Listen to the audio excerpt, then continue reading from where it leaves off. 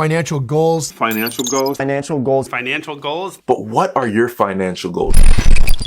চারদিকে ফিনান্সিয়াল গোলের গল্প। এই গল্পটা পরে শুনি। আসুন এমন একজন মানুষের কথা শুনিনি যার নাম উচ্চারিত হয়েছিল আকাশের মাঝে। একজন পথিক রাস্তা ধরে পথ হাঁটছেন, হঠাৎ করে শুনলেন একটি আওয়াজ এলো, অমুকের জমিনে পানি দাও। চারদিকে তাকালেন পথিক, কে আওয়াজ করলো? ডানে বায়ে সামনে পিছে কেউ নেই। তাকিয়ে দেখলেন আকাশের একটি মেঘখণ্ড যাত্রা শুরু করেছে সামনের দিকে। আপনি এবং আমি হলে যেটি করতাম, সেই পথিক সেটি করলেন। তিনি সেই মেঘের পিছু পিছু ছুটলেন এবং দেখলেন একটি নির্ধারিত জায়গাতে সেই মেঘখণ্ড থেকে বর্ষিত হলো এক টুকরো বৃষ্টি।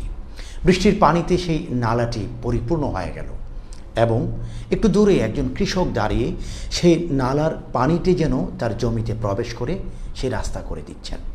পথিক প্রচণ্ড বিস্ময়ের সঙ্গে কৌতূহলের সঙ্গে এগিয়ে গেলেন, জিজ্ঞেস করলেন, কৃষক ভাই, কী নাম তোমার? প্রিয় দর্শক, মজার বিষয়টি হলো সেই নামটি বললেন যে নামটি এই পথিক শুনেছেন সেই মেঘের মাঝে। জিজ্ঞেস করলেন, এমন কি কাজ তুমি করো যার কারণে আমি আকাশে তোমার শব্দ শুনেছি, তোমার নামের উচ্চারণ শুনেছি, এবং যেই মেঘ তোমার জমিনে পানি দিয়ে গেল সেই মেঘকে একজন আদেশ করেছেন, সেই আদেশ বাক্য আমি শুনেছি। দর্শক, আসুন জেনে নিই কী কাজের মাধ্যমে, কী আমলের মাধ্যমে, কী কর্মসূচির মাধ্যমে এবং কোন কারণে একজন কৃষকের জমিনে পানি বর্ষণ করার জন্য রব্বুল আলামিন মেঘখণ্ডকে আদেশ করতে পারেন।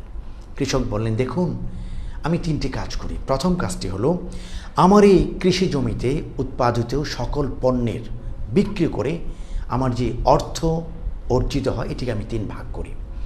এক ভাগ আমি আল্লাহর রাস্তায় দান করি, দ্বিতীয় ভাগ আমি এবং আমার পরিবারের পিছনে খরচ করি, এবং তৃতীয় ভাগ দিয়ে আমি আমার এই কৃষিকাজ করি, আমার ক্ষেত খামারে ব্যয় করি। এবার আসা যাক ফিনান্সিয়াল গোলের পয়েন্টটাতে। আজকের বস্তুবাদী সিস্টেম এবং তথাকথিত মোটিভেশনাল স্পিকাররা আমাকে এবং আপনাকে সবাইকে একটি অসম প্রতিযোগিতার জায়গাতে নিয়ে যাচ্ছে। আরও চাই, আরও চাই, আরও চাই। 1 বছরে এতটুকু ইনকাম করতে হবে, 5 বছরে আর 5 গুণ। তার মানে হলো যেই প্রতিযোগিতার শুরু আছে কিন্তু শেষ নেই। যে স্বপ্নের শুরু হবে এই স্বপ্নের রাত কোনোদিন ফুরাবে না। এখন একজন মুসলিম হিসেবে আমরা ভিন্ন একটি অর্থনৈতিক লক্ষ্যমাত্রা নির্ধারণ করতে পারি। একজন মুসলিম কত টাকা উপার্জন করবে এই মাত্রা নির্ধারণ না করে কত টাকা সাদাকা করবে এই মাত্রা নির্ধারণ অধিক কল্যাণকর। ধরুন, এবছর আমি নিয়ত করলাম যে আমি আমার উপার্জনের 10 ভাগের 1 ভাগ সাদাকা করব। 1 বছর পরে নিয়ত করলাম আমি আমার উপার্জনের 5 ভাগের 1 ভাগ, 2 বছর পরে আমার উপার্জনের 3 ভাগের 1 ভাগ আমি সাদাকা করে দেব।